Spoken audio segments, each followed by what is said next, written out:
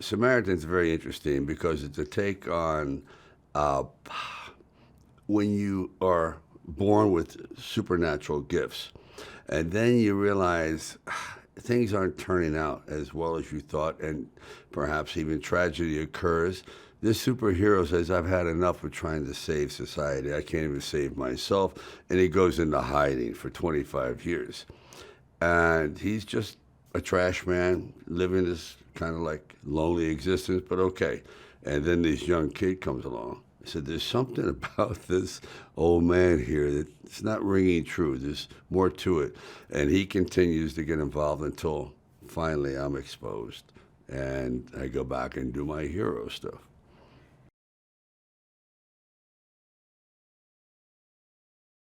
I have a knack for that particular kind of mythology, action films, but also has heart and in relation to other people. So they can say, oh, that's like my father and son situation, and so on.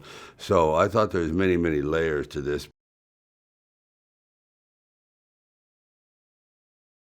He's like growing a beard and he works trash can, he collects old objects and fixes them.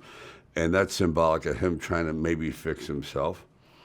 And then you have this kid who is kind of a spark plug for the whole movie. The genesis of why the film actually is happening is through his eyes.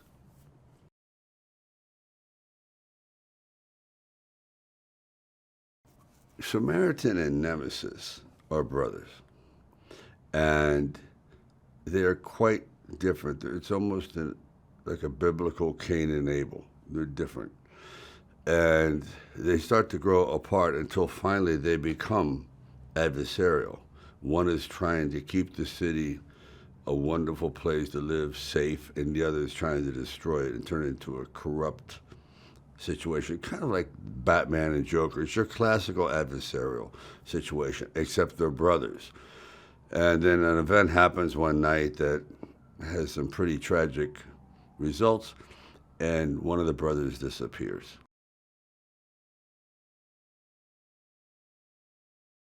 Well, it's superhero and anti-hero, but these people are vulnerable. They can die. So they're not impervious. Like, I mean, it's hard for me to, how do you root for Superman? I like it and all that, but let's face it, he's pretty bulletproof. Right?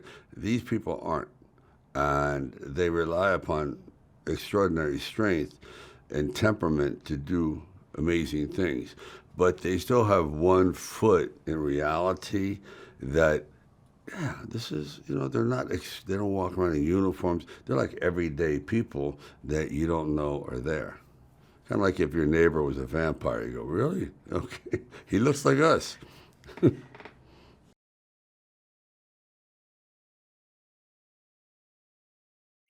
According to the way I approach filmmaking and when I've been successful at it, is the audience has to identify with the crisis and say, oh, I've been through that or I can relate to that. And it's called pure and simple empathy. If they're not empathetic to the situation, then emotionally they're not involved. If they're sitting back and they're watching Transformers, they're like, I'm not going to be emotionally involved, but I'm going to enjoy the visual banquet, but my heart's not beating fast, that kind of a thing. So if you can get the emotionality, and that's what this has all the way through. You have a child with no father, and then you have me isolated, getting older, so there's a combination of very realistic situations coming to fruition.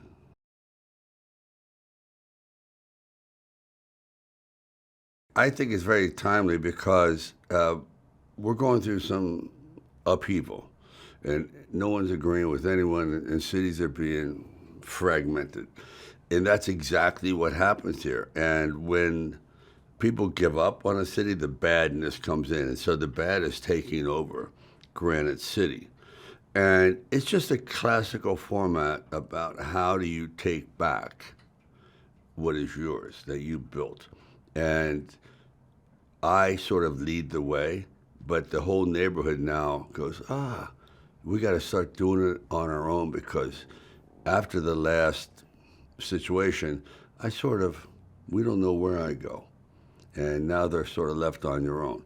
It's really a morality tale, but very, very exciting to watch.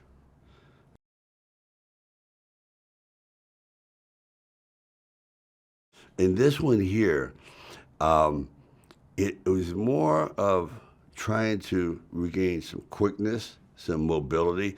This had nothing to do with being actually physical. There's no taking off of his shirt and doing this kind of thing. I wanted to be more invisible. In other words, you wouldn't be able to pick him out and say, "Oh yeah, look at him. That guy's all yoked up with a big neck." It's pretty obvious. He blends in because that's what he wants to do. He wants to be Joe Smith. I mean, I even chose about the most simple name I could find, Joe Smith. Joe Schmo was taken, unfortunately, but Joe Smith was there.